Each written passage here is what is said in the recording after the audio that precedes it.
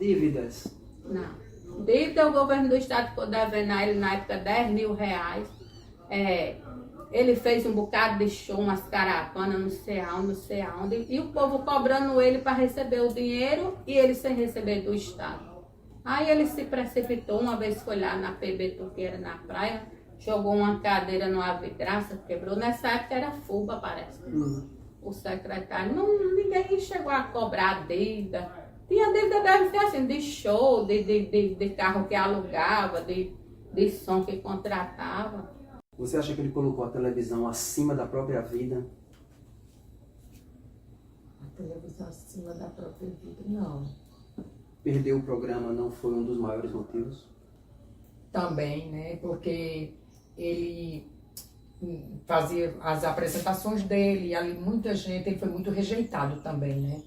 O pessoal muito se afastando, porque viu que ele estava com aquele problema, então, além de não estender a mão, não procurou mais trazer, né? Conversar com ele. Pelo contrário, abandonaram, né? Soltaram a mão dele ali. Então, acho que ali para ele foi um desespero, né? As pessoas... Ele se viu sozinho, na verdade. As pessoas abandonaram o Pipoquinha porque ele não era o Pipoquinha mais da televisão por ter perdido o programa? Também. Eu creio que isso aí também pode ter um dos fatos, né? Que aconteceu. Interesseiros. Uhum. Pessoas que só queriam ver o Pipoquinha se ele tivesse... Exatamente, estivesse brilhando, né? Quando viu que a luz estava apagando, então disse, não, então vamos deixar para lá, soltar e ver, né? A irmã do acidente, ele vinha eu acho que de Santa Luzia, e ela pegou uma carona com ele. Quando chegou mais ou menos na Farinha, que tem um povoado lá perto de Campina, aí ele bateu num animal, mas ela não faleceu não, ela ficou um tempo internada, depois saiu, pronto, normal. Quem era o Alberto quando as câmeras desligavam e ninguém estava olhando? Tirando esse problema dele, quando ele estava com o problema, ele era Alberto e do outro lado ele era uma figura estranha, né? E quando ele estava na situação que ele estava já, né? Aquele estado dele depressivo, ele tinha hora que ele... Eu reconhecia quando era ele e quando não era. Até pelo jeito da fala dele, né? Então, eu vi ele assim, ele uma pessoa, ele no normal dele, tudo bem. Mas ele era uma pessoa muito ansiosa, ele tinha muita ansiedade, né? E isso também foi um dos motivos que eu acho que tem levado à depressão, né? Por ele querer conseguir as coisas rápido. Então, acho que quando ele viu que não alcançava, aí as coisas para ele pioravam nesse ponto aí, né? Inimigos? Não, tinha não, inimigo não. Você acha que todo mundo gostava dele? Não. Não, porque nem Deus agradou todo mundo, né? Nem Jesus agradou todo mundo. Então, quem seria Alberto para agradar? Ele tinha os momentos dele, assim, as crises dele, os estresses dele, mas ele sabe por quê. Eu não sei, mas ele sabe, né?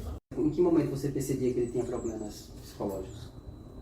Por essas atitudes, né, dele fazer isso, né, de chegar na casa da minha mãe, de soltar passarinho, de chegar lá em casa, de soltar um cachorro, as conversas dele também, né, ele não estava normal, ele estava com transtorno bipolar, né, na verdade. Ele estava uma pessoa e de repente se transformava noutra, né, duas personalidades. Pipoquinha me pegou nos braços, no 13º andar. Me colocou entre seus braços e me pendurou no 13º andar. Aquilo dali me deu um pânico de uma forma que eu não sei explicar como é que foi. Que eu senti um medo, ao mesmo tempo um frio na barriga, aquele medo de despencar, de rolar, de cair lá de cima e morrer. A impressão que eu tive que eu e ele fosse despencar dali, sabe? Mas assim... Para ele era uma brincadeira saudável, uma brincadeira, para mim, marcou demais, porque a partir dessa brincadeira que ele tirou comigo, eu passei a ter pânico de altura. Tanto que quando eu viajo, vou para ficar hospedado em hotel e tudo, então eu faço uma reivindicação ao hotel, peço para que não me coloque em lugares altos, no máximo no 3º andar, Mais do que isso, eu não fico, né? Devido a essa situação essa brincadeira que houve, que me deixou realmente com um pânico de altura. Foi no momento, ele chegou na minha casa, numa manhã de domingo, e aí ele chegou para mim e perguntou assim: Neide, você gosta da sua liberdade? Aí eu disse: gosto. Por quê? Aí disse: e por que você prende os animais? Na época eu criava dois cachorros, né? E aí eu disse: por que você prende os animais? Foi quando eu percebi que nele não estava normal.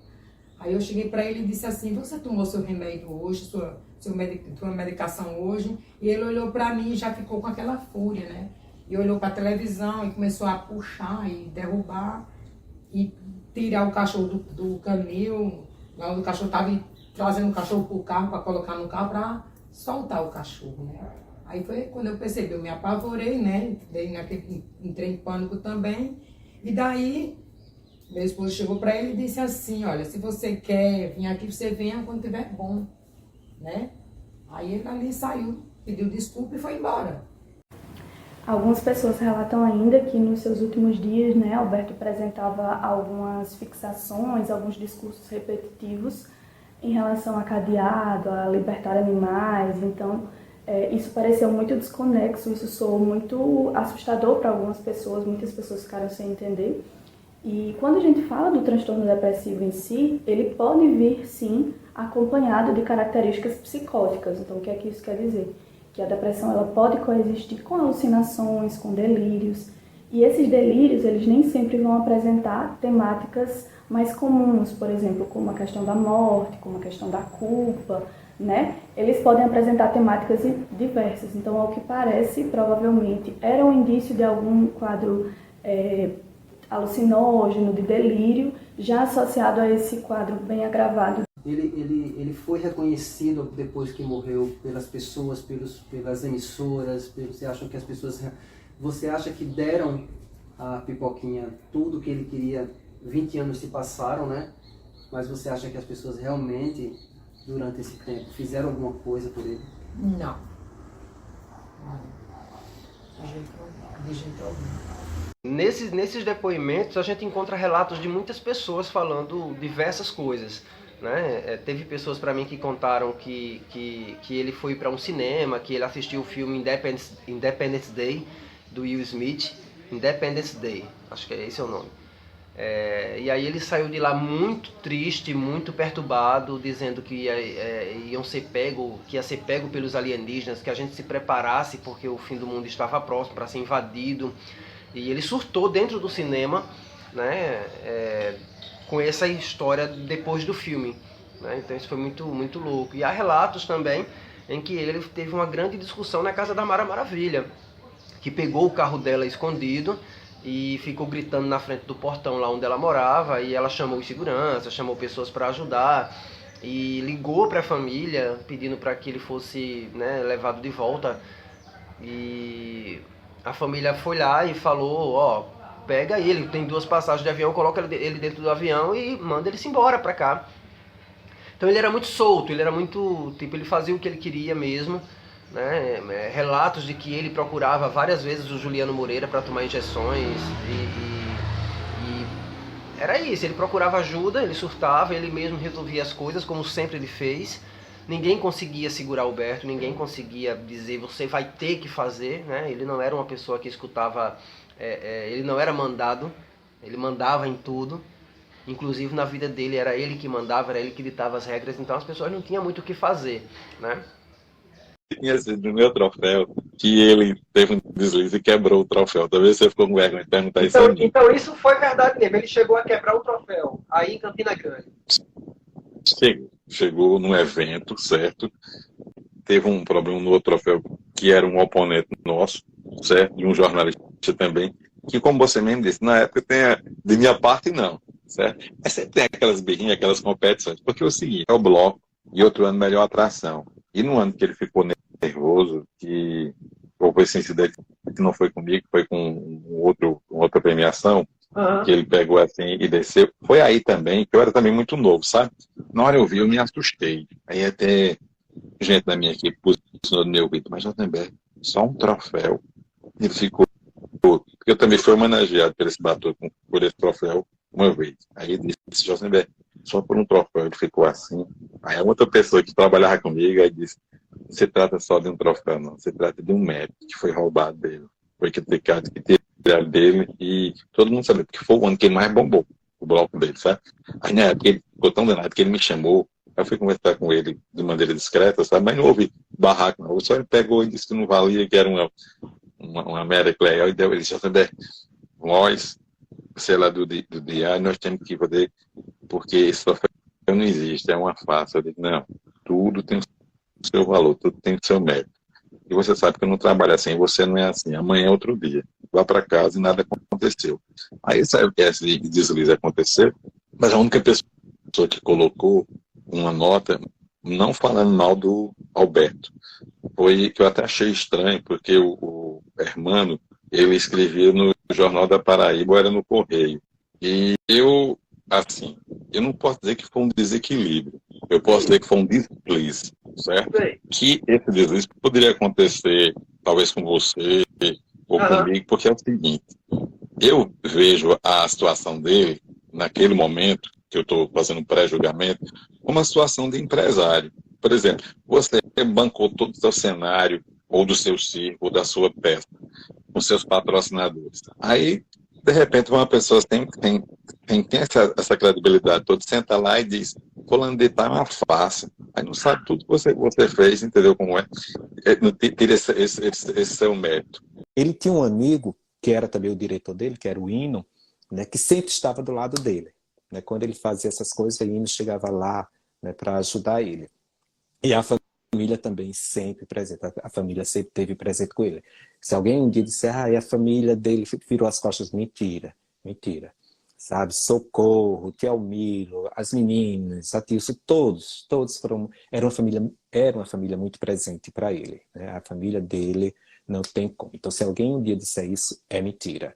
Né? Eu lembro que Tusa muitas vezes saía correndo para ajudar, né, para resolver algum problema, que Hino ligava logo para Tusa, para não ligar para Tielmiro, para não aperrear Tielmiro, ligava para Tusa primeiro, né, que é a nossa tia. E Tusa saía correndo para organizar essas coisas. Então, tudo que acontece na nossa vida são somatórios. Né? A gente não sabe tudo que Alberto vinha guardando. Essa perda da TV em Campina Grande, aí vem para João Pessoa, passa um tempo e perde esse programa na televisão, né, na televisão pessoense. Então tudo isso ia pesando na cabeça dele, tudo isso ia pesando. Aí vem os surtos. Né? Ele não fazia nada porque queria. Eu vou andar nu na rua. Não, ninguém é louco a esse ponto, né? O superego não deixaria ele fazer isso. Quando ele faz, é justamente porque ele não está no eixo. Né? Ele está fora do eixo. No dia que ele tirou a roupa, né, para as pessoas, ele tinha dito para mim que tinha pulado um muro. Antes dele tirar a roupa, ele pulou o muro e calou a boca de 2 pitbulls. E essa foi a frase que ele usou. Eu acabei de calar a boca de 2 pitbulls. Aí eu falei, oi? Ele fez, Eles estavam latindo demais, eu pulei o muro e eu gritei mais alto que eles e segurei a boca deles. E eles ficaram quietos. E eu imagino a cena, né? Porque quando ele gritava mesmo assim, qualquer coisa, ficava muito assustado. E ouvir ele dizendo isso me pareceu muito real. Pode ter sido um surto dele achando que fez isso, e pode ter sido verdade, né? E aí ele andou nu ali até as pessoas, e foi pego pelos policiais. Não disse na época os motivos aparentes, mas eram surtos, né? Eram coisas. Ele já fez isso também em Campina Grande. Para um artista, você perder eu vou usar esse termo, a gente perder a fama, isso pesa muito. Isso pesa muito pra gente. Agora, como eu falava, os 2 anos, quando a gente passou 2 anos sem pisar no palco, a gente sabe quantos artistas piraram por aí, pelo mundo. Né? E a gente vê artistas nacionais que perderam a fama e também tentaram várias coisas por aí que fizeram uns chegar a entrar nas drogas, outros, né? E assim vai. né? Então, esse poder da fama, quando a gente não tem ela trabalhada, isso pode prejudicar muito, muito. Eu sempre, quando Alberto fazia essas coisas, eu sempre achava, antes de ter o conhecimento da psicologia, eu achava que era uma forma dele chamar a atenção para que cuidassem dele.